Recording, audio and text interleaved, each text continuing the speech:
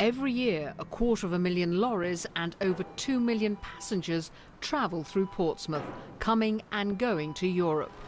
And here there's concern that after Brexit, possible stricter security could slow down freight traffic. Please make sure you have your documents ready. Anyone? At Heathrow, like all UK airports, British and European travellers with their burgundy EU passports go through the same channel. Where have you flown in from today? Amsterdam. But for security and immigration reasons, might this be different once the UK leaves the EU? Post-Brexit, we could see changes when we come through places like this. The government hasn't yet shared its position on what could happen at ports and airports. But when it comes to keeping the country safe, it has set out its views on big issues like security, law enforcement and criminal justice. These UK raids were part of a typical European operation targeting a suspected people smuggling gang. There were also arrests in Belgium and Bulgaria. The UK is a leading member of Europol, Europe's law enforcement agency. When Britain exits the EU, it will have to give up its membership. Ministers say they want to negotiate a deal which will allow the UK to keep working closely with Europol.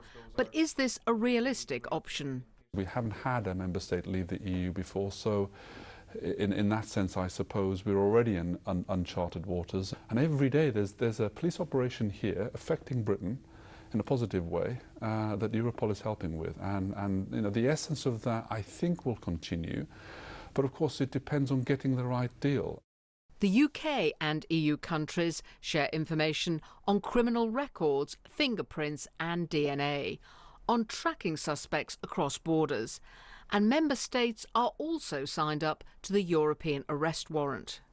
The British authorities have used the arrest warrant to have wanted people sent back to the UK from other parts of Europe. Hussein Osman, one of the failed 217 bombers, is one of scores of suspects extradited to the UK to stand trial. And Britain has sent back thousands more the other way.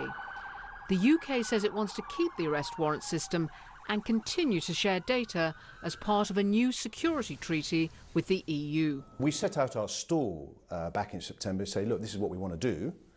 And the Council, the European Council, have formally said that they're open to negotiating this type of partnership. That matters. But also the informal conversations we've had with individual member states have made it very clear to us that our partners in Europe are very keen for this kind of cooperation to continue. Britain is quitting the EU, it's not leaving Europe. This is the mantra from ministers. With security, their ambition is to retain the status quo. But this will depend on all the UK's partners across the Channel. June Kelly, BBC News.